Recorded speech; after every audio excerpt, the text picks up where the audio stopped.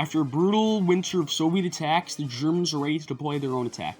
This offensive would solve all of Germany's problems. It would be the final punch, the Achilles heel of the Soviets. Such an amazing operation would be called Fall of Blau, Case Blue.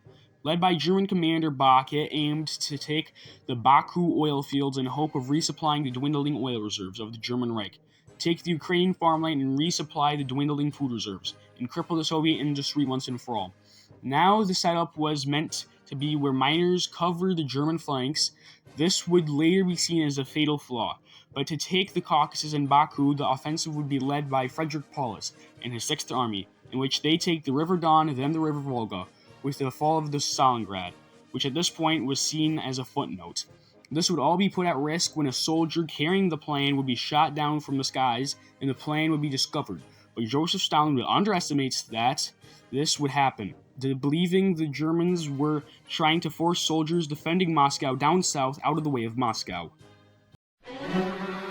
When the offensive began, the 4th Panzer Army, led by Hermann Hoth, would make such impressive victories that the Soviets, either out of fear of encirclement or being beaten, would retreat really fast. On June 30th, Stalin would give tank command of the retreating units to Yukov Ferdinenko, but on July 7th, the Don would have many of the bridges taken. The exploitation wouldn't happen, for Hoth had to wait for his slowed infantry. When Hoth's infantry did get back to the lines, he would punch southeast to aid Paulus and the 6th Army in the offensive to Stalingrad. Adolf Hitler would start getting antsy and would ultimately split Army Group South and the general offensive into 2 new offensives. Army Group A, led by Wilhelm List and consisting of the 1st Panzer Army, Armies 11 and 17, and Romanian 3rd Army, would advance southeast to Baku, while Army Group B, led by Fedor von Bock and consisting of Paulus's 6th Army and Hoth's 4th Panzer Army, would continue the initial plans of taking the rivers Don and Volga. Army Group B would have the 6th Army alongside Italian, Romanian, and Hungarian divisions covering the flanks. Hitler would go on to order Hoth to follow Paulus south to support Erwin von Kleist's encirclement of Stalingrad. This during Hitler's growing obsession with the city. On July 17th, Paulus's deployed miners attacks near Stalingrad. With tension between Bach and Hitler growing, Hitler snaps and replaces Bach with Wykes. Bach would then go into retirement. On July 17th, Vasily Goryov would lead an offensive. This would lead Paulus to go on the defensive against the Soviet 62nd Army. This would have the Germans bogged down for a little while. Joseph Stalin would give the now infamous Order 227, better known as Not One Step Back. This would ensure the Soviet forces would keep on fighting to the bitter end. Order 227 forbade the evacuation of any civilians. They would then build trenches, defenses, work as nurses, or fights for the Soviet military. But even with the new defensive order, it would not be enough, for the Soviet supplies, not completely gone, would be a massive headache to rout. Hoth's 4th Panzer Army would catch up to Paulus's army on August 23rd. That day, 1,000 tons of high explosives and incendiary bombs would be dropped on Stalingrad, completely leveling the majority of the city. But this would have unforeseen consequences for the Wehrmacht. Paulus would then start his spearhead with the 14th Panzer Corps on the right flank and the 51st Corps on the left. Heavy resistance, but Paulus breached North Stalingrad, reaching the Volga. The Soviets' 1st, 62nd, and 64th Guards would fill the gaps behind the spearhead and encircle the division. The German Luftwaffe would deploy airdrops to keep the encircled alive. In hopes of saving the encircled divisions, the 48th Panzer Corps would be ambushed, showing that close combat environments would be difficult for panzers. Stalin would order every free soldier, even from the Siberian front, to aid in the Stalingrad defensive. Hoth would assault the Soviet lines with a follow-up assault. The once encircled units would be saved. Reinforcements now die on the River Volga, with German bombardments able to easily occur. On September 17th, Soviet divisions would hide in the recently bombed-out grain elevator. The newfound defense would hold the Germans back upon their first wave. The Soviets would stand their ground in the grain elevator, refusing to surrender. With the front getting bogged down, the battle starts to resemble attrition warfare, which caused high casualties. Maximilian von Wykes would redeploy German troops on the flank to reposition to attack the city. The open spots would be filled by the minor nations of the war. At this point, Stalingrad has become a brutal battle, with Soviets hiding in the rubble and destroying buildings that the Germans gave them when bombing the city.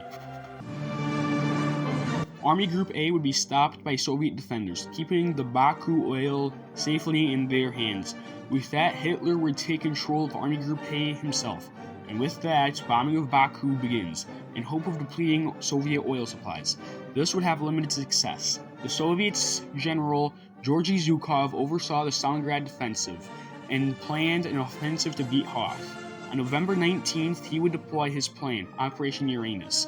In the north flank, which was covered by Romanians, there would be an 80-minute artillery barrage, followed by T-34s attacking. The Romanians would hold off the first wave, but by the second, they went into an unorganized retreat. The next day, the 4th Romanian Army in the south would suffer the same fate. Zhukov would now have the two armies, one in the north, the other in the south, dive toward each other.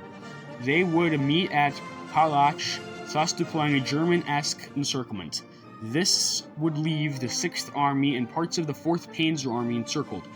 That would be made worse with Paulus being inside, also leading to 265,000 encircled.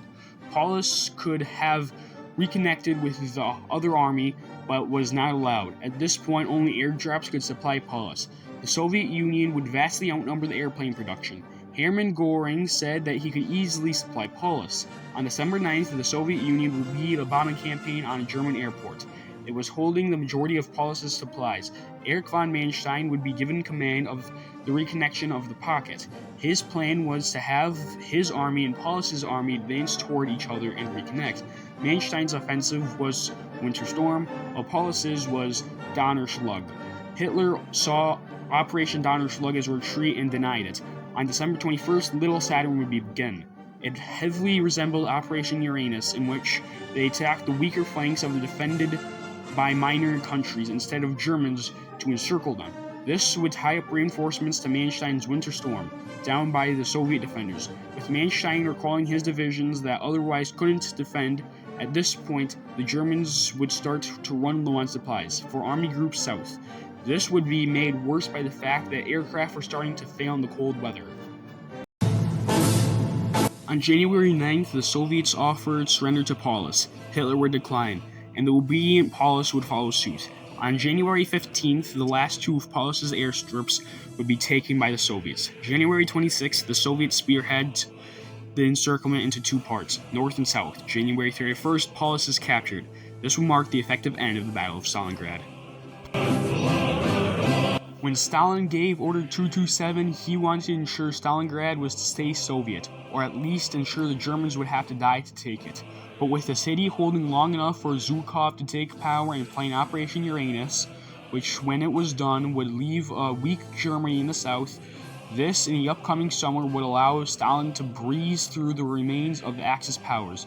So if it weren't for not one step back, the Soviets might not have been able to deploy their offensive into the German mainland and crush the Nazi regime.